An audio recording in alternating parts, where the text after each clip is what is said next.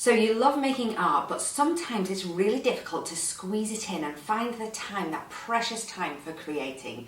So in this video, I'm going to share with you some tips on how you can create that much needed space for creating. And if you like this kind of content, don't forget to hit the like button, subscribe to the channel and hit that notification bell so that you'll get told each week when I release a new video.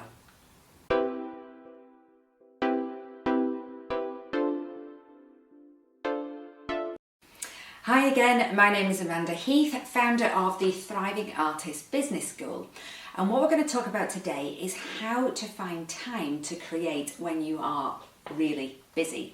Now, by busy, it may be one of several things. It may be that you're a parent with children to look after. You could be a carer for somebody. You could have a full-time job or a second job. We've got things like housework. There's just so many things that we have to actually do in our daily lives that sometimes you think the one thing that I really want to do, I don't have any time for. So I'm going to give you some tips today. I think we've got let me have a look at my list. 5 tips today to help you fit in that really important creative time in a busy schedule. So number 1, the first thing which I found really helped is have a dedicated space ready with your materials there on hand. And it doesn't have to be a whole studio, it can just be a tiny corner of a room in the house, but you've got some materials laid out there already so you can just pick them up and almost go instantly. If you have to spend time setting things up and prepping things and getting them ready and bringing them out, it's more of a kind of deterrent to get started. So have them there and you will be inclined, let me get my words out the right way, you'll be more inclined, there we go, to actually start and get some creative time in. Number 2 is check how much time you're actually wasting. And this is not a nice one, nobody likes to do this. But we're like, I'm so busy, I've got no time. And actually, when we start to write down how your time is spent in a day, there could be a lot of time scrolling social media. It could be that actually you watch Netflix for a couple of hours. There could be all those little things, or just that you're a bit disorganized. And when you actually break it down, you think, oh my God, if I actually sorted that out, I could free up another hour in a day.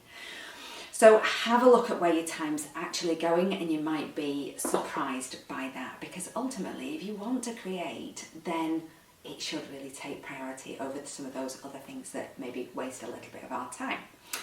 Number 3 is commit to even the smallest amount of creation. So if you have this area set up and you've cleared some time and you think, oh, I've only got 15 minutes, it's not worth it. Try not to think like that. Just get into that space and think, right, okay, I've got a whole 15 minutes. What am I going to do with it? Let's practice layering colours. Let's see what happens when I put translucent layers over more opaque layers, things like that. Or how many different marks can I create in this 15 minutes?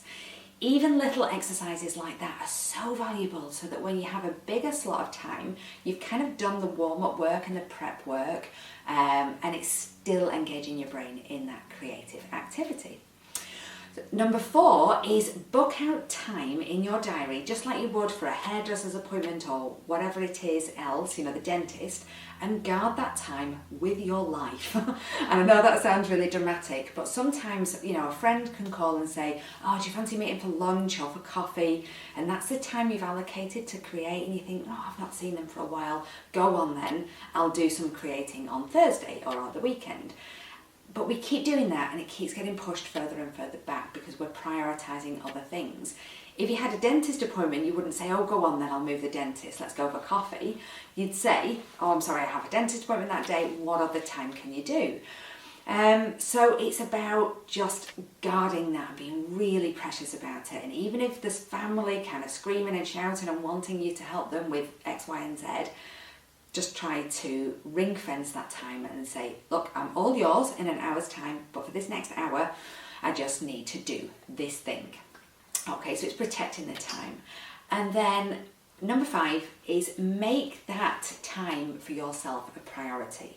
It's not being selfish. And as parents and as generally kind of kind-hearted people, we assumed that if we make everybody else a priority, then that makes us a kind of better person or kinder or whatever it may be. There's like this innate thing in humans.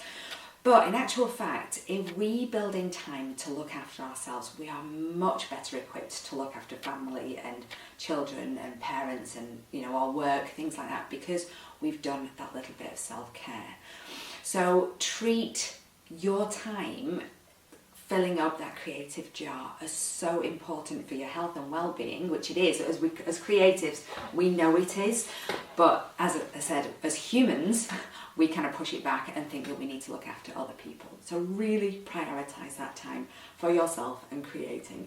And as I said, those other tips will help mean that you access your work quicker, you just stay into a regular pattern, even if it's 5, 10, 15 minutes, and that you are actually booking in creative slots into the diary so that it doesn't kind of move into next week, and looking after yourself. So hopefully that helps how to find time to create in a really busy schedule, because I'm sure a lot of us can hold our hands up and say it feels like there just aren't enough hours in the day. So if you enjoyed this, click on the link below and download the free download.